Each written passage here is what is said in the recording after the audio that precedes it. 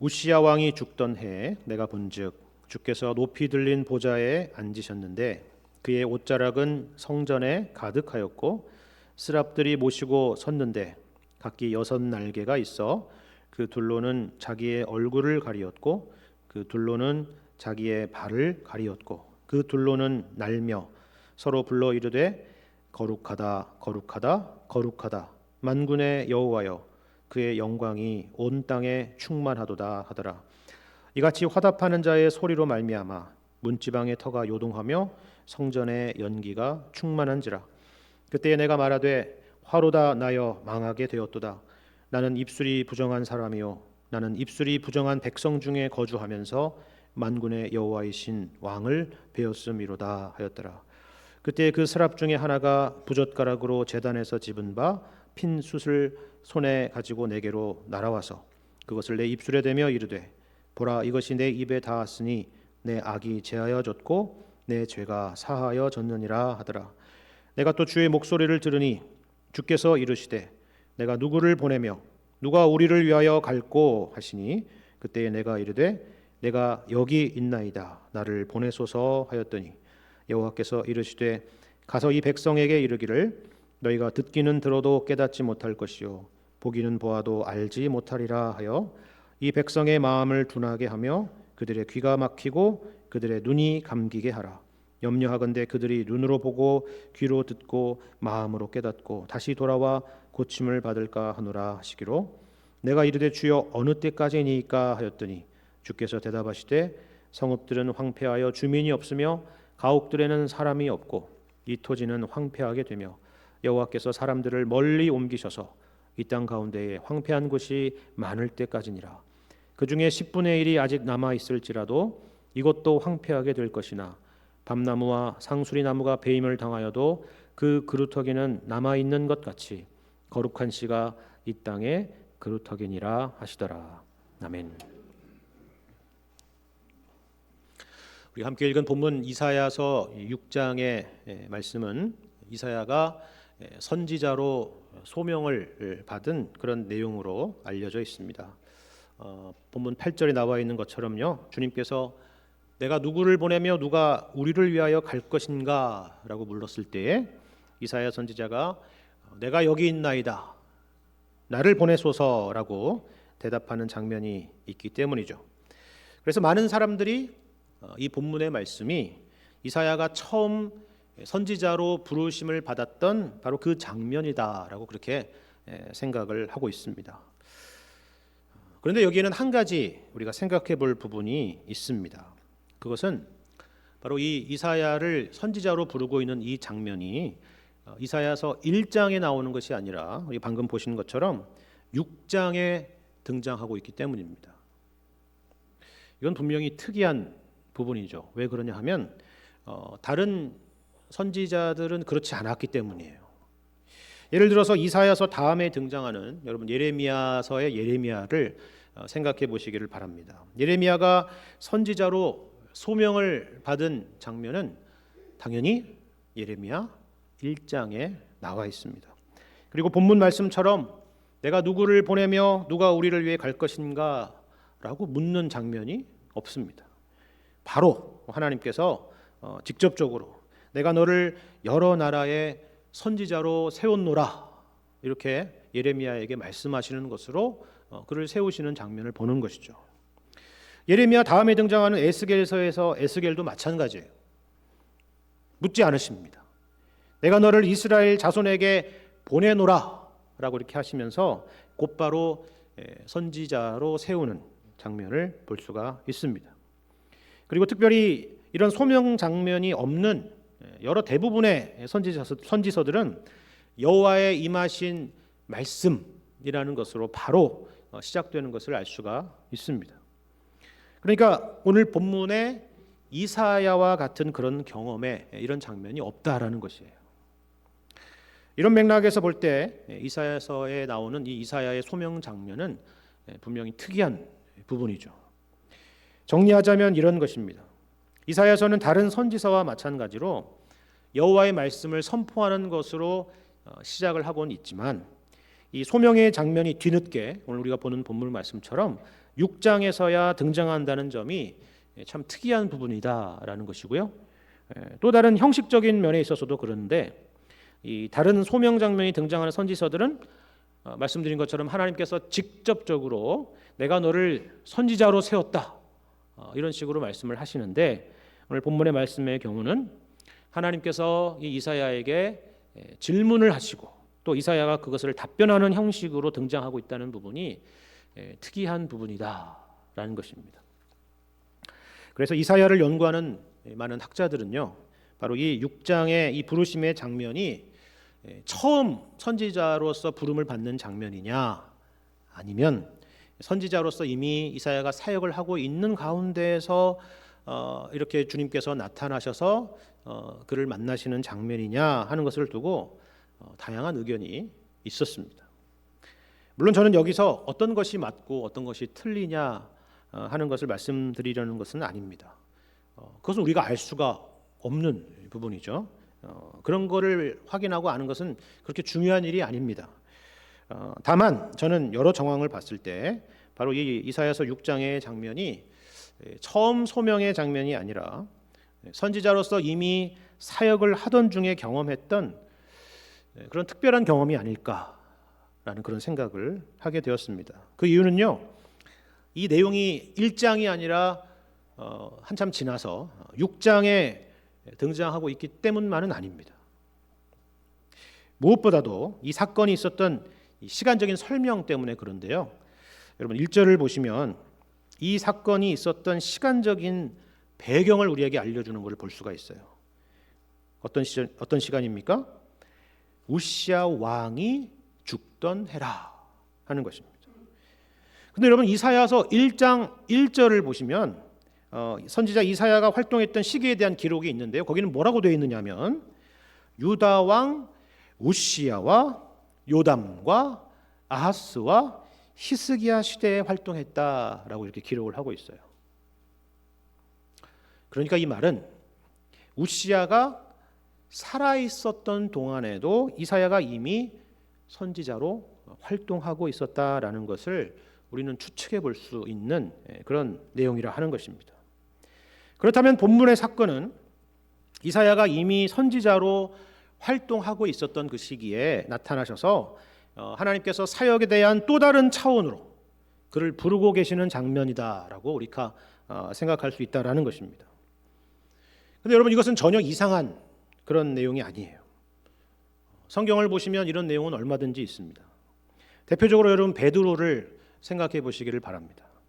예수님의 공생의 기간에 예수님께서는 베드로를 제자로 부르셨고 또 12 사도 중에 하나로 부르셨죠. 그리고 그 부르심에 따라서 이 베드로는 예수님의 파송을 받고 예수님의 공생의 기간 동안에도 사역을 하는 것을 우리가 볼 수가 있죠.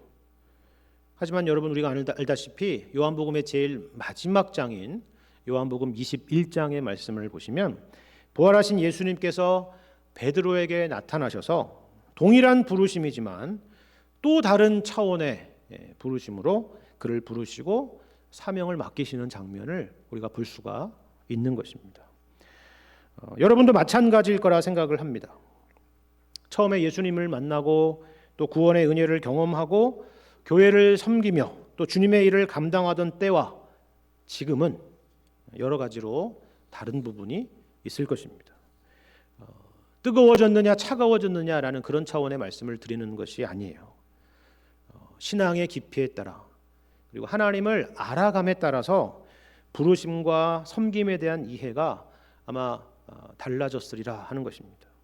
아마도 더 넓어지고 더 깊어지게 되었으리라고 생각을 합니다. 오늘 본문의 말씀은 바로 그것을 우리에게 말씀해 주고 있습니다. 이런 맥락에서 오늘 본문의 말씀을 여러분 잘 생각해 보시기를 바랍니다. 그래서 하나님께서 우리를 어떤 차원으로 부르시고 또 세워가시고 있는지 오늘 말씀을 통해서 확인하게 되셔서 하나님께서 여러분을 부르시고 세우시는 자리에서 그렇게 섬기게 되시기를 바랍니다. 먼저 이 부분을 확인하기 위해서 우리가 1절 말씀을 다시 한번 보시죠. 말씀드린 것처럼 여기에는 우시야 왕이 죽던 해라고 하는 시간적인 정보를 주고 있는데요. 왜 굳이 왜 굳이 이 역사적인 배경을 이 말씀 가운데 기록해 두었을까 하는 것을 여러분 생각해 보시기를 바랍니다. 여기에는 분명한 이유가 있습니다. 다른 왕도 아니고 바로 여기 우시야 왕이 죽던 해라는 것에 아주 중요한 힌트가 있습니다. 우시야가 누구냐 하면 남유다 왕의 10번째 왕이었습니다. 16살에 왕위에 올라서 52년 동안 유다를 통치했던 그런 왕입니다. 유다의 열왕 중에서 가장 오랜 기간 동안 통치했던 왕이 바로 이 우시야라는 왕이었습니다. 그런데 만약에 이 우시야 왕이 악한 왕이고 그래서 그가 통치하는 기간에 악정을 펼쳤다고 한다면 유다 백성들에게는 이 52년이라는 시간이 정말 지옥 같은 시간이었을 것입니다. 그렇겠죠? 하지만 우시야 왕은 다행히도 그런 왕이 아니었다는 거예요. 정반대였습니다. 정치적으로나 경제적으로나 국방적으로나 아주 탁월했던 왕이었고요. 탁월한 지혜를 발휘했던 그런 왕이었습니다. 그런 외형적인 것만이 아니라 신앙적으로도 굉장히 훌륭했던 왕으로 성경은 기록하고 있습니다. 역대하 26장 말씀을 보시면 어떻게 이 우시야 왕을 평가하고 있느냐 하면은 여호와 보시기에 정직히 행한 왕이다라는 그런 기록이 있습니다. 물론 이 우시야 왕은 말년에 교만해져서 제사장만이 할 수 있었던 분향을 본인이 직접 하려다가 나병에 걸려서 남은 여생을 별궁에서 홀로 거주해야만 했었고 이 일로 결국 조상의 묘실에도 묻히지 못하게 되었지만 이 말년의 이 일들만을 제외한다라고 한다면 우시야는 유다의 열왕 중에서도 정말 훌륭한 왕 중에 하나라고 그렇게 이야기할 수 있을 만한 굉장히 훌륭한 왕이었다라는 것입니다.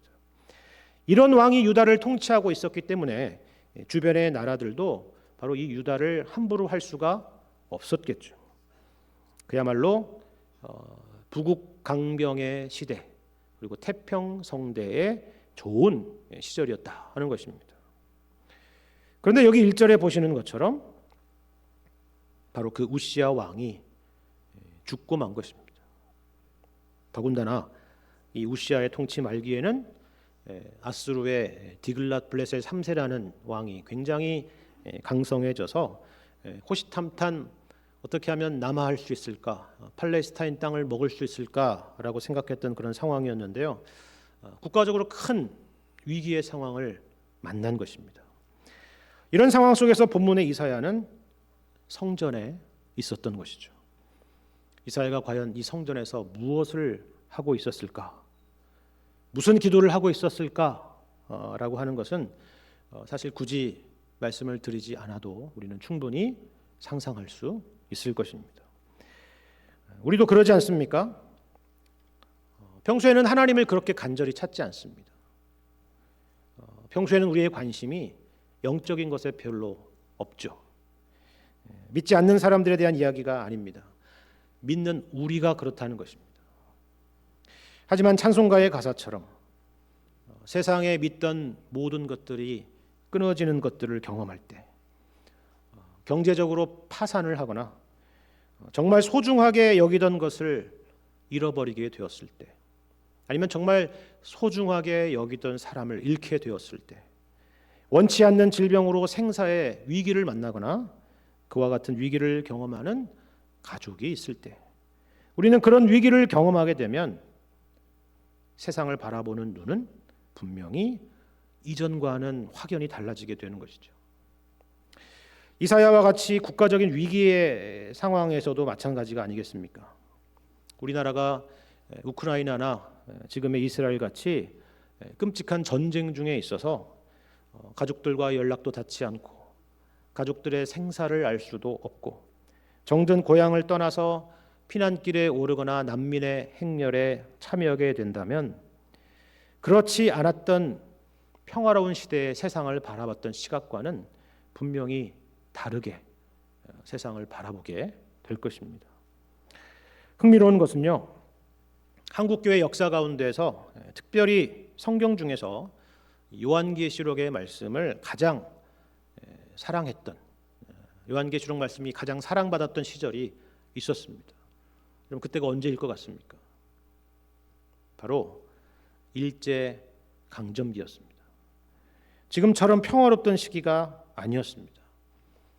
세계 대전으로, 태평양 전쟁으로 온 세계가 난리가 나고, 그리고 신앙적으로나 민족적으로 정말 말할 수 없는 큰 고통 가운데 있었던 그 시절, 바로 그 시절에 이 계시록의 말씀을 통해서 우리가 겪고 있는 그 고통 너머에 있는 다른 세계, 천국, 그리고 영원한 나라를 바라보고 믿음으로 견뎌냈던 것이죠. 현재의 고통스러운 현실이 우리가 늘 보던 것에서 전혀 다른 차원의 것을 보게 한다라는 그런 의미입니다. 마찬가지입니다. 여러분 1절을 다시 보시면 우시야 왕이 죽던 해에 내가 보았다라고 이렇게 시작을 하죠. 무엇을 봤습니까? 우시야 왕의 죽음을 본 것이 아닙니다. 국가적인 위기와 절망을 본 것이 아니에요. 바로 주님을 보았습니다. 주께서 높이 들린 보좌에 앉으셨고 그의 옷자락이 성전에 가득한 것을 보았다라고 기록을 하고 있습니다. 유다의 왕자의 우시야는 더 이상 없습니다. 우시야는 죽었습니다. 하지만 높이 들린 보좌에 살아계신 하나님께서 좌정하고 계신 것을 본 것입니다. 높이 들린 보좌라고 되어 있는 이 표현은 초월을 말하는 것입니다. 인간이 상상할 수도 없고 범접할 수도 없는 그런 세계, 바로 그 초월의 세계에 그것을 말하는 것이 바로 이 높이 들린 보좌입니다. 그런데 그분의 옷자락이 성전에 가득했다라고 하는 것은 바로 그 초월에 계신 하나님께서 말 그대로 저 멀리 계신 것이 아니라 이 땅 가운데 계시고 이 땅을 통치하고 계신다라는 그런 의미입니다. 유다 왕 우시야가 죽었어도 하나님의 통치는 여전히 변함이 없다라는 것을 보여주는 그런 내용의 말씀인 것입니다. 2절을 보시면 하나님을 모시는 스랍들에 대한 묘사가 있어요. 스랍이란 천상의 존재들입니다. 6날개가 있는데 2날개로는 자기의 얼굴을 가리고 2날개로는 자기의 발을 가렸다라고 기록을 하고 있습니다. 그 이유는 3절에 등장하는 이 스랍들의 찬송을 보면 알 수가 있는데요. 바로 하나님께서 거룩하신 분이시기 때문입니다. 스랍들이 어떻게 찬송합니까? 거룩하다, 거룩하다, 거룩하다라고 이렇게 찬송을 했다고 하는데요. 우리가 방금 예배 때 불렀던 거룩, 거룩, 거룩과는 또 다른 차원의 찬송입니다. 동일한 표현이 이처럼 3번이나 반복되는 것은 히브리어 문법상으로는 가장 최상급의 표현입니다. 이 이상의 더 높은 표현이 없는 가장 최상급의 표현이에요. 제가 몇 주 전에 마르다야 마르다야라고 2번 부른 것은 강조라고 말씀을 드렸죠. 성경에서 그런데 2번도 아니고 3번이나 반복된 표현은 정말 흔치 않은 표현인데 이것은 그만큼 최상급 중에 최상급이다라는 그런 표현입니다. 그러니까 오직 하나님만이 거룩하신 분이시다라는 그런 강조의 표현입니다. 죄인된 우리는 물론이지만 가장 하나님을 가까이에서 모시는 스랍들조차도 얼굴을 가리고 발을 가려야 할 정도로 감히 그 앞에 가까이 할 수 없는, 바라볼 수 없는 거룩하신 분이라 하는 것입니다. 특별히 앞서 제가 말씀드린 우시야 왕에 대한 이야기를 여러분이 기억하신다면 이것이 어떤 강조인지 여러분 잘 아실 것입니다. 우시야 왕이 왜 나병에 걸렸다라고 제가 말씀을 드렸죠?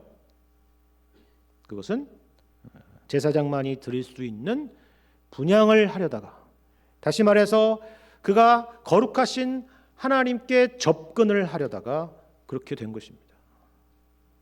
우리는 거룩하신 하나님 앞에 나아갈 수 없는 존재입니다. 마찬가지로 거룩하신 하나님도 우리에게 다가오시면 안 되는 것입니다. 그것은 축복이 아니라 재앙인 것입니다. 왜냐하면 우리는 거룩하신 하나님 앞에 서게 되면 죽을 수밖에 없는 존재이기 때문입니다. 어제 권사 세미나에 다녀왔는데요. 우리가 점심을 먹고 단체로 사진을 찍는데 뭐 아주 청명하고 맑은 날씨는 아니었지만 구름이 희끗희끗 가려져 있는 가운데서 태양빛이 너무 강렬해가지고 눈을 뜨기가 쉽지가 않았습니다. 사진을 여러 장 찍었는데 분명히 그 중에 일부는 눈을 감고 있었을 거예요. 눈을 뜰 수가 없었습니다. 생각해 보세요. 단지 그 태양이라고 하는 하나님이 만드신 수많은 피조물 중에 지극히 작은 피조물도 우리가 그렇게 쳐다보기가 어려운데 하물며 거룩하신 하나님 앞에서 우리가 과연 설 수가 있겠습니까? 4절을 보시면 스랍들이 찬송하는 소리로 말미암아 문지방의 터가 요동하고 성전의 연기가 가득했다라고 이렇게 기록을 하고 있습니다. 그럼 잘 보세요. 하나님께서 음성을 발하여 말씀하시는 소리도 아니에요. 그저 스랍들이 하나님을 찬송하는 소리임에도 불구하고 이 정도였다는 것입니다. 문지방의 터가 요동하고 있습니다. 그렇기 때문에 5절에 이사야가 이렇게 말하는 것이죠. 화로다 나여 망하게 되었도다. 그렇게 고백을 하는 것입니다. 이처럼 거룩하신 하나님이 우리 가운데 나타나시면 죄인된 우리는 죽을 수밖에 없기 때문입니다. 그런데 특이한 부분은 이것입니다. 5절 말씀을 보시면 이사야가 특별히 자기의 죄인됨을 깨닫게 되었을 때 자신의 모습 중에서 특별히 지목하고 있는 부분이 있다는 거예요. 그게 어떤 거죠? 자기의 입술입니다. 입술. 다시 볼까요? 5절을 제가 다시 읽겠습니다. 그때에 내가 말하되 화로다 나여 망하게 되었도다. 나는 입술이 부정한 사람이요 나는 입술이 부정한 백성 중에 거주하면서 만군의 여호와이신 왕을 배웠음이로다. 이렇게 고백해요. 그렇죠. 나는 입술이 부정한 사람이라 하는 겁니다. 그렇다면 여러분 한번 생각해 보세요. 왜 이사야는 이 수많은 것들 중에서 특별히 자기의 입술을 지목을 했을까요?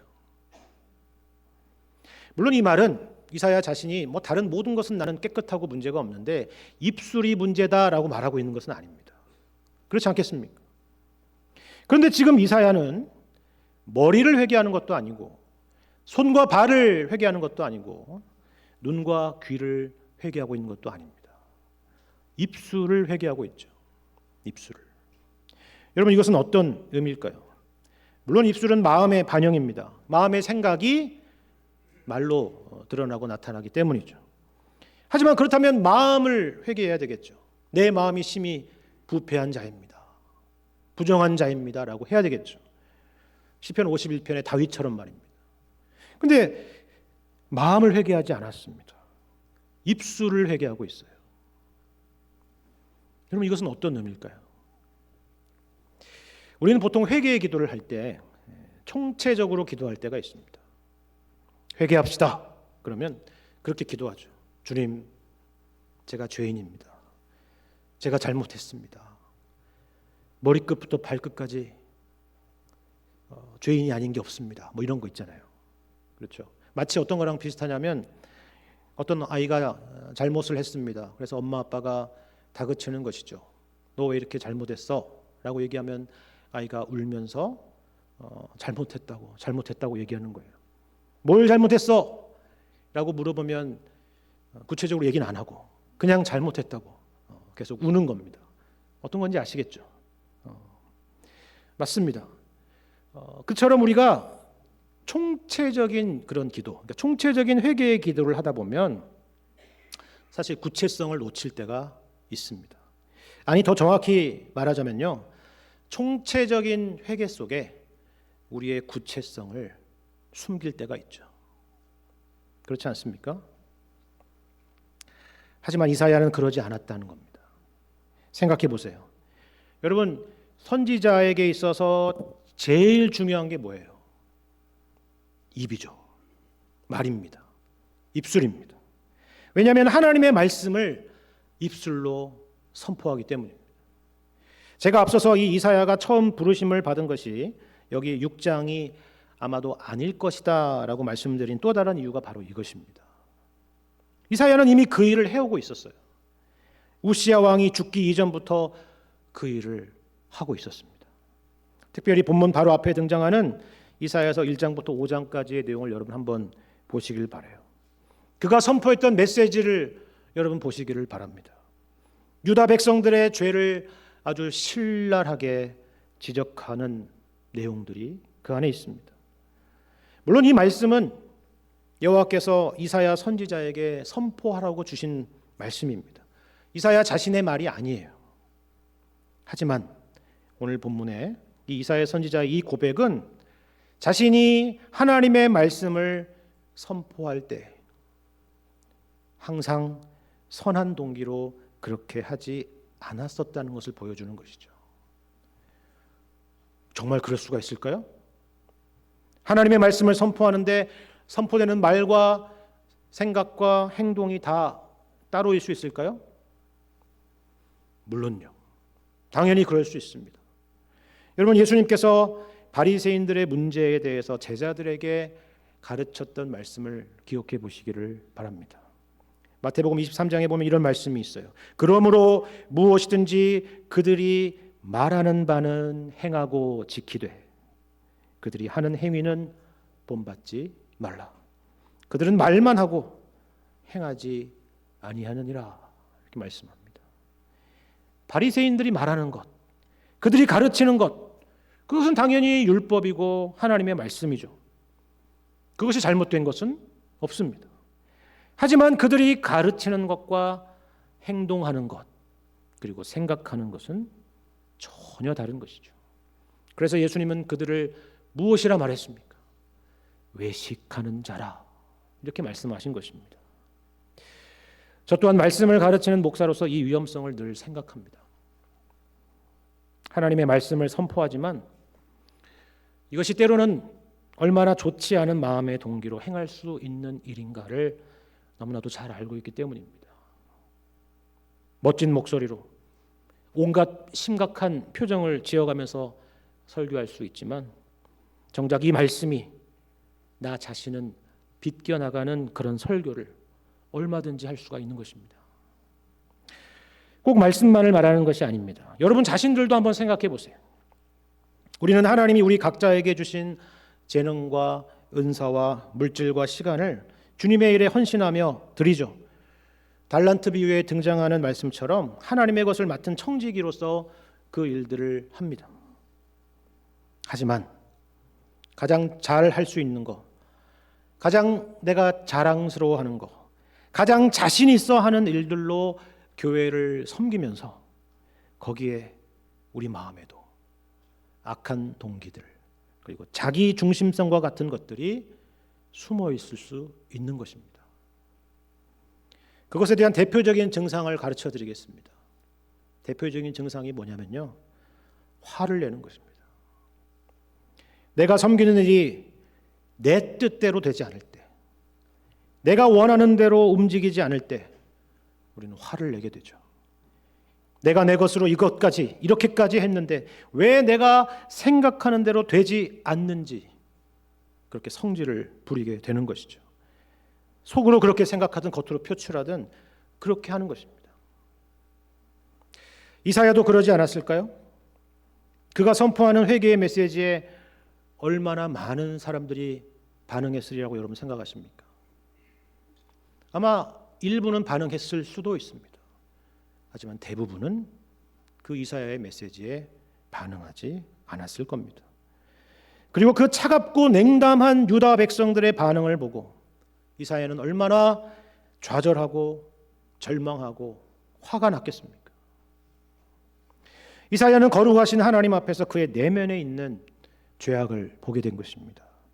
그래서 겉으로는 거룩한 하나님의 말씀을 선포하는 입술인 것처럼 보이지만 자신의 입술이 부정한 입술을 가진 유다 백성들과 조금도 다를 바가 없다는 것을 깨닫고 이처럼 고백하는 것입니다.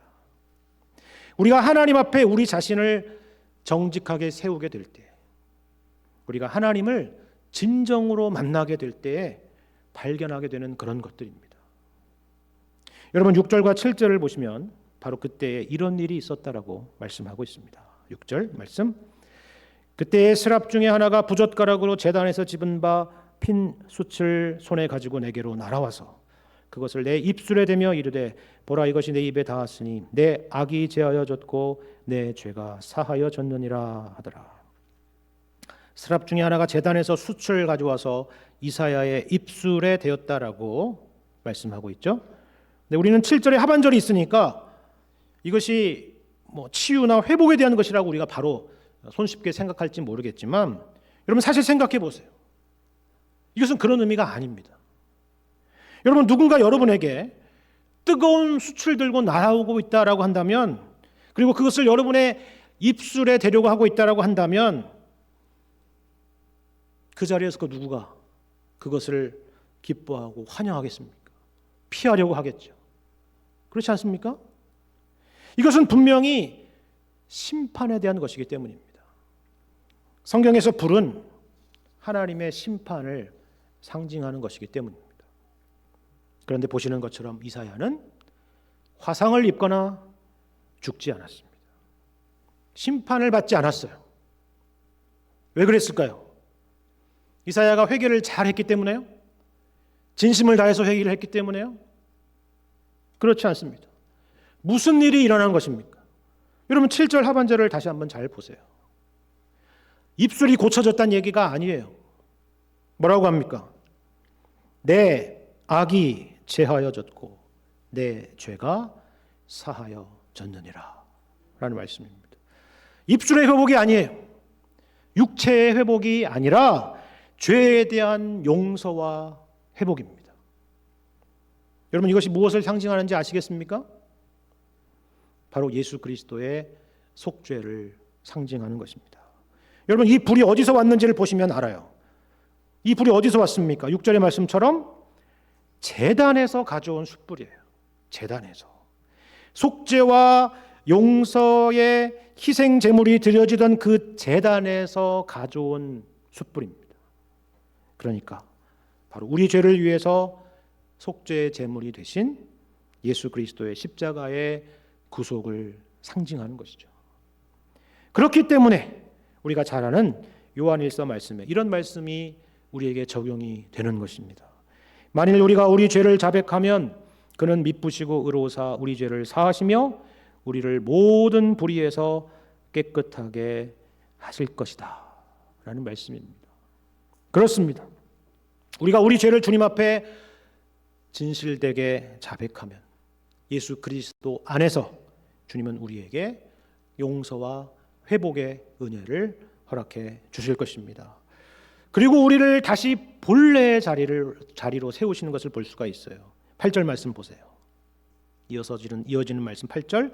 내가 또 주의 목소리를 들으니 주께서 이르시되 내가 누구를 보내며 누가 우리를 위하여 갈꼬 하시니 그때 내가 이르되 내가 여기 있나이다 나를 보내소서.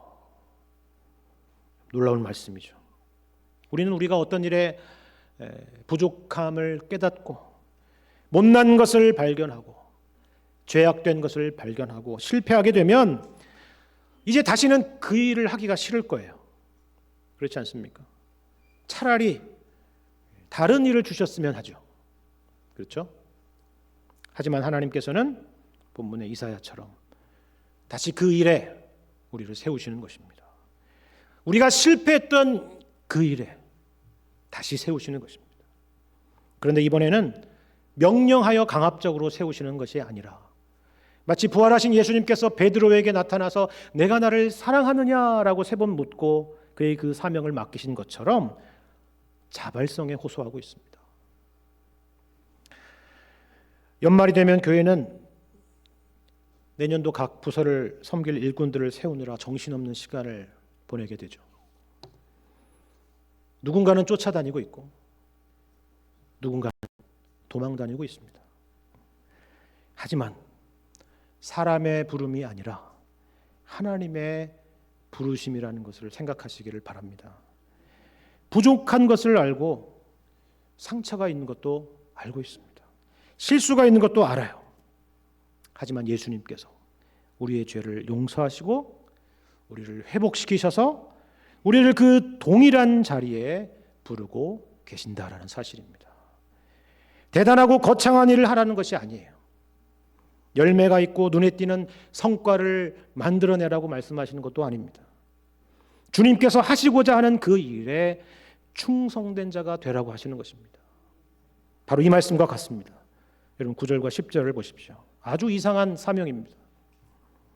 9절 여호와께서 이르시되 가서 이 백성에게 이르기를 너희가 듣기는 들어도 깨닫지 못할 것이요 보기는 보아도 알지 못하리라 하여 이 백성의 마음을 둔하게 하며 그들의 귀가 막히고 그들의 눈이 감기게 하라.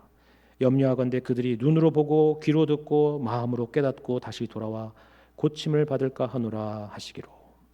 여러분 여기 이사야가 받은 사명을 잘 보십시오. 우리가 생각하는 사역의 그림과는 전혀 거리가 멀죠.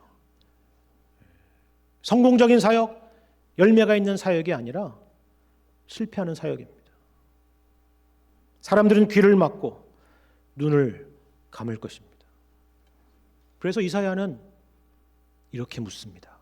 11절 말씀. 내가 이르되 주여 어느 때까지니까? 이스라엘 백성들이 어느 때까지 그렇게 하겠습니까?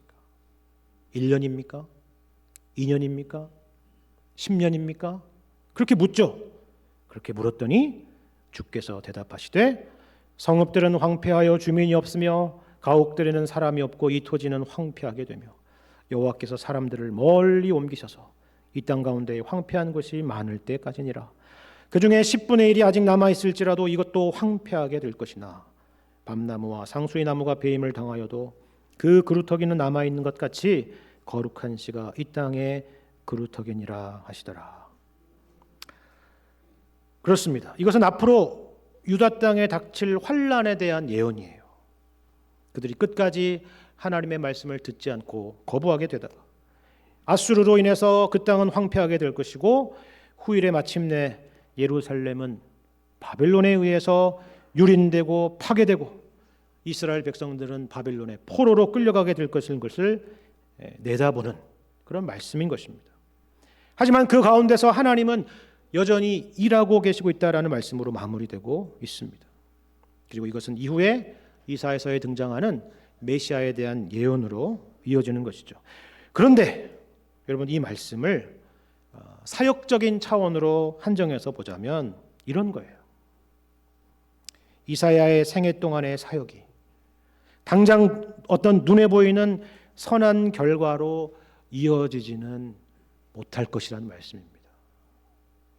이사야의 예언의 궁극적인 성취는 그로부터 약 800년이나 지나서야 예수님의 오심으로 성취될 것이기 때문입니다. 여러분 이 말씀은, 이 명령은 이사야에게 그리고 우리에게 무엇을 말씀하려는 것일까요? 하나님께서 우리에게 요구하시고 원하시는 부르심의 내용은 과연 무엇입니까? 그것은 결과가 아니라 신실함에 대한 것입니다. 열매가 아니라 충성됨에 대한 것입니다. 여러분 선지자가 누구입니까? 선지자는 자기를 드러내는 자가 아니라 하나님의 어떠하심을 드러내는 사람들이죠. 자기의 영광이 아니라 하나님의 영광을 드러내고 증거할 자들입니다. 우시야 왕이 죽어도 하나님의 보좌는 흔들림이 없고 주님의 통치는 변함이 없듯이 언제나 그 신실하신 하나님께서 우리 가운데 말씀하시고 함께 하시는 것을 증거할 자로 이사야를 부르고 있다라는 사실입니다. 그리고 이 부르심은 곧 우리의 부르심인 것을 기억하시기를 바랍니다. 믿음 없는 이 세상 가운데서 우리 주님의 살아계심과 신실하심과 변함없으심을 증언할 자로 바로 우리를 부르시고 세우시는 것입니다. 사람들의 반응이 중요한 것이 아니에요. 하나님께서 우리를 어떤 사명으로 부르시는가를 아는 것이 중요한 것입니다. 주님의 몸된 교회의 지체로서 주님이 부르신 자리에서 신실함과 충성됨으로 변함없이 교회를 섬기게 되므로 우리 주님의 영광을 밝히 드러내게 되시는 충성된 송파제일교회 모든 성도님들 되시기를 우리 주님의 이름으로 간절히 축원합니다.